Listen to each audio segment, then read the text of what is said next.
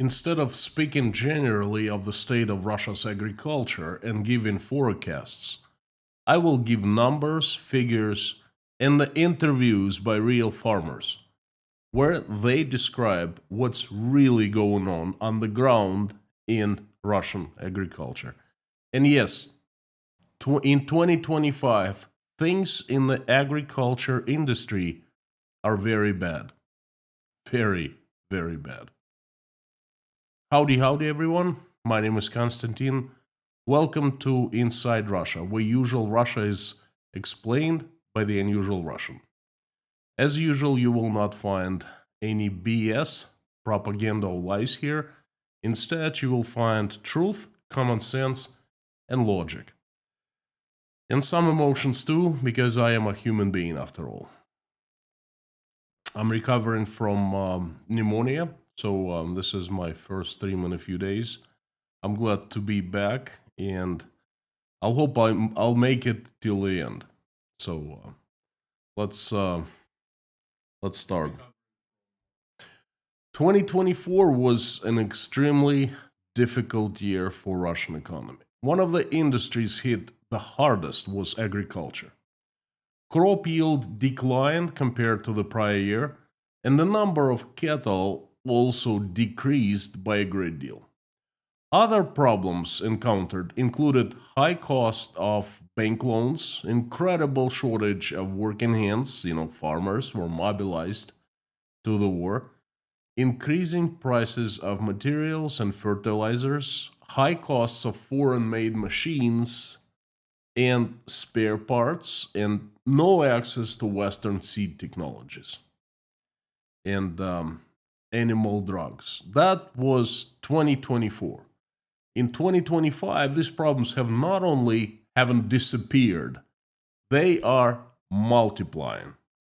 Russian agriculture, especially livestock and dairy, are facing the darkest year ever. For the first time in modern history, Russian farmers are forced to slaughter the cattle. In the following months and years, it'll lead to a complete food disaster in the country. And I will tell you my take, my forecast on whether there will be shortages of food in Russia or not in at the end of this live stream. Now, agriculture in general can be divided into crop growing and livestock growing. Crop production and livestock production. Right now, I'd like to zero in on livestock production. I'll speak of crop production next time. So, livestock production. It is an extremely important part of agriculture for two reasons: food production and jobs.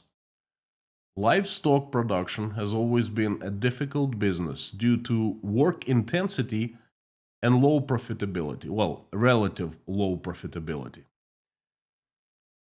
First few years of my life, I spent at my grandparents' farm.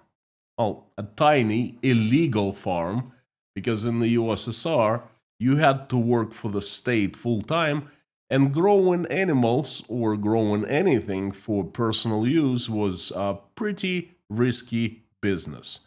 My grandpa had 2 cows and 3 or 4 pigs and some chickens. At least this is what I remember. The cows had names. The pigs don't remember. Anyway, that's how we survived, our family. We always had food because of the cows and the chickens. And I remember the work schedule. The adults usually woke up at around 5 a.m., went to bed around 11 p.m., and worked in between. Commercial livestock production is fairly similar. Lots of hard work. Historically, commercial farms in Russia faced conditions of constant uncertainty, fluctuating feed prices, and high overhead costs. I don't know about other countries, but that was Russia pre-war. And profitability was also always low, from 5 to 10%. That's what I heard. So even before the war, livestock production was ridden with challenges. The biggest trend of previous 15 years was small and medium-sized farms were acquired by large corporations or driven out of business by the same corporations. And then once they would go bankrupt, they were bought on pennies for dollar. Still not feeling too grand. I apologize, but better than before. Okay, so that was the situation pre-war, and then Russian-Ukrainian war came in 2022. Came from Russia, and livestock started suffering more. Livestock growing production business. The Western companies, the holders of agriculture technologies, left. At least the majority of them left. That includes specialized equipment, machinery, processes, and animal drugs. That has made livestock production even less technologically advanced, more labor intensive, therefore less profitable, less effective. Same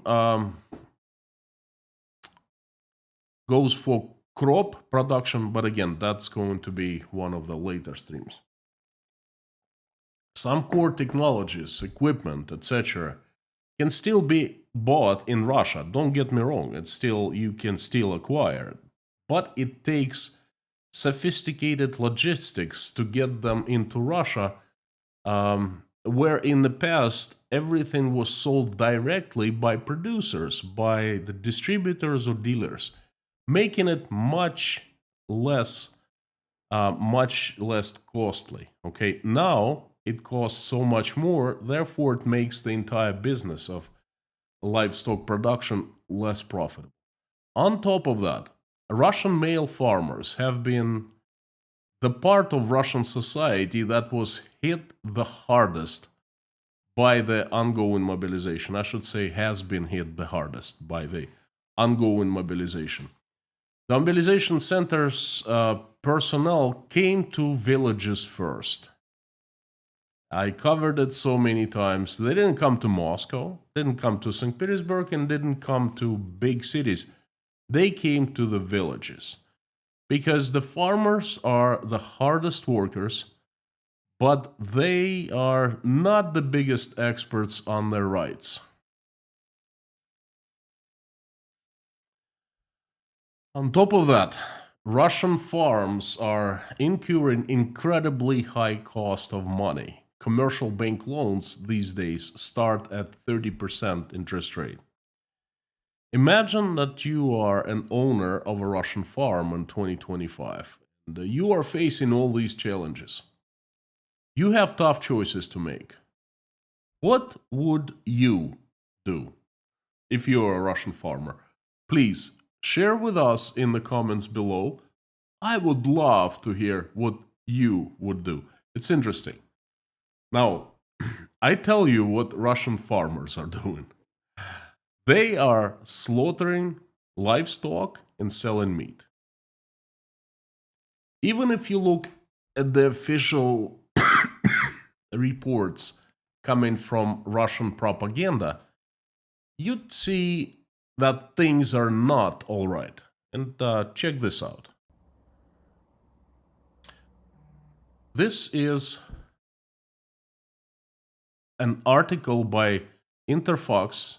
It's a part of Russian propaganda. It's an information agency. This article came out in late January with official numbers for agriculture. You see, the title says Росстат, which is Russia's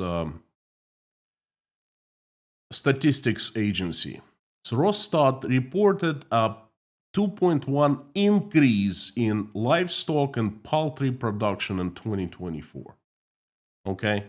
And then the article gives some numbers, and they're trying to sugarcoat things, okay?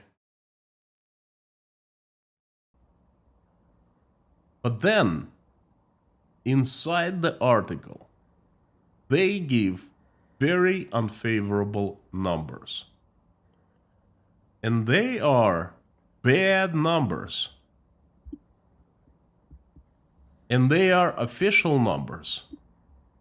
Now, I don't trust anything that is coming from Russian government. I assume that these official numbers need to be multiplied at least by 2 to be doubled. And this is what it says. The number of cattle decreased by 4.3% to 2.8 million heads, including cows by 4.7% to 1.4 million heads. The number of pigs decreased by 10.3% or to 0.2 million heads. Sheep and goats by 3.2% to 7.9 million heads. Poultry increased by 2.4% to 9.3 million heads. Individual entrepreneurs and small farms, okay, excluded large corporations.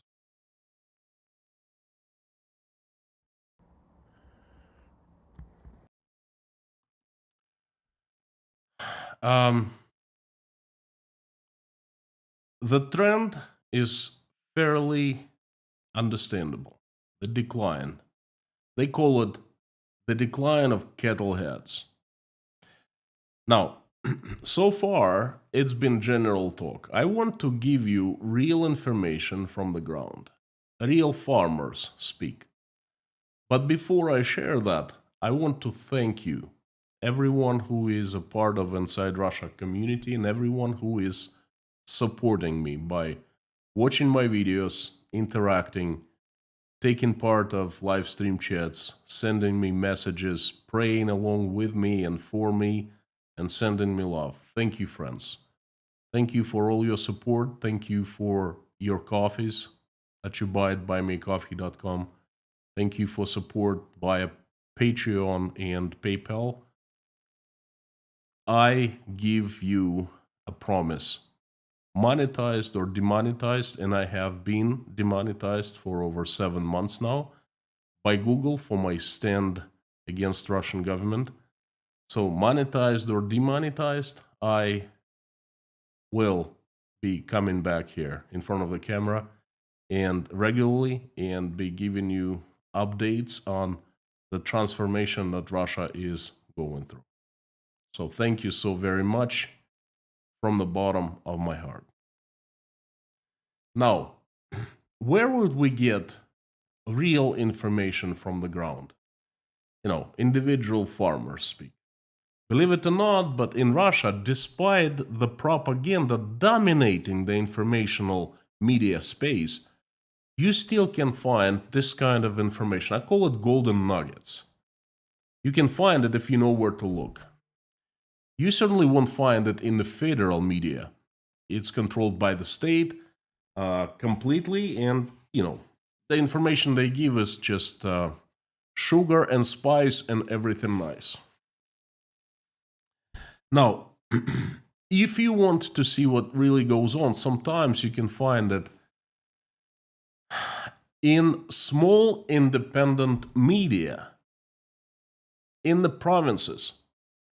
You know, there's media channels, websites or Telegram channels that operate within a certain province, giving, you know, local news. There you can find some information and you still can get a feeling what's going on. And this is exactly what I want to share with you. Check this out. This is an article from March. I apologize. This one is from April. I think this one is from March. Yes. This one is from March 22nd, not too long ago. And this media is called 161.ru. And this media outlet uh, caters to the residents of Rostov province exclusively. This is an article of livestock production and dairy from the south of Russia, Rostov-on-Don. 161, that's the federal number designated for Rostov province. Check this out. It says, the mood is terrible. Everyone is sad. Everyone is disappointed. Don farmers explain why they are sending cows to the slaughterhouse en masse. Because of this, butter has become more expensive than meat, which is unheard of. So this is the article.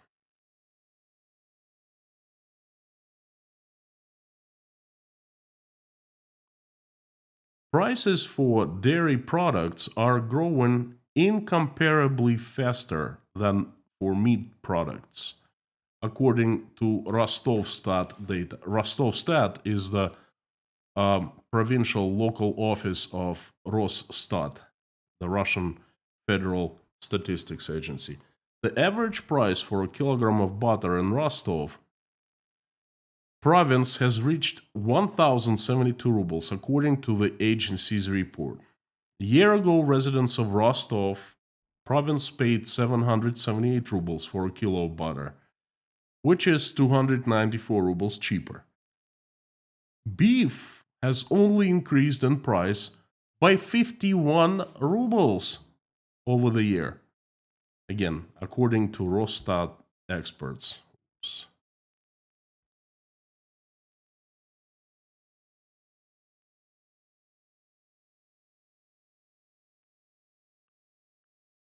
Farmers admit that this is happening because there is less milk on the market and more beef. According to livestock breeders, selling milk is labor intensive and unprofitable. The cost of electricity, feed, and workers' wages does not compensate for the cost of liter of milk, at which the plants accept raw material, raw milk, and there's only more beef on the market. Farmers stop raising livestock and take their cows to slaughterhouses. Therefore, there's less milk in the province and more meat, says Alexei Zhdanov, a farmer from Proletarsky district, chairman of the board of the Don Association of Peasant Farms and Agricultural Cooperatives. I quote, the mood is terrible. Everyone is dependent. Everyone is despondent. Everyone is disappointed. No one has any money. How can we live on? In the Rostov province, 400 farmers have gone bankrupt in just 1 year, says Zhdanov. Alexander Rodin, the president of Don Association of Peasant Farm and Agricultural Cooperatives,